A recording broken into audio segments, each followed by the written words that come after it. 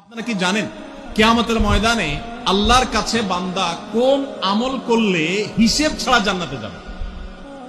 জানেন কেউ? বলতে পারেন কেউ? ভাই, আল্লাহর কাছে হিসেব দিয়ে জান্নাতে যাওয়া কি সহজ কাম না কঠিন কাজ? আরে আল্লাহর কাছে তো অনেক দূরের কথা।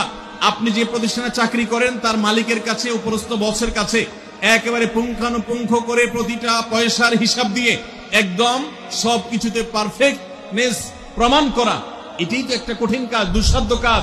সেখানে সারা জীবনের হিসাব আল্লাহর কাছে দিয়ে পাই পাই করে তারপর আপনি জান্নাতে যাবেন, বিষয়টা এত সহজ না। তাহলে হিসেব ছাড়া আল্লাহ তাআলা এমনিতে বলবেন হিসাব টিসাব নাই, তোমাকে এমনি জান্নাতে দিলাম, এটা চান আপনারা? দেখুন কোরআনে কারীম আল্লাহ তাআলা বলছেন, ইন্নামা ইউওয়াফাস সাবিরুনা আজরাহুম বিগাইরি হিসাব। আল্লাহ বিনিময় দেওয়ার ক্ষেত্রে, সওয়াব দেওয়ার ক্ষেত্রে দুনিয়াতে যারা সবরকারী হবে, যারা ধৈর্যশীল হবে, যারা সহিষ্ণু হবে, যারা নিজেকে নিয়ন্ত্রণ করতে পারবে, এই সবরকারীদেরকে আল্লাহ তাআলা হিসেব ছাড়া দিবেন।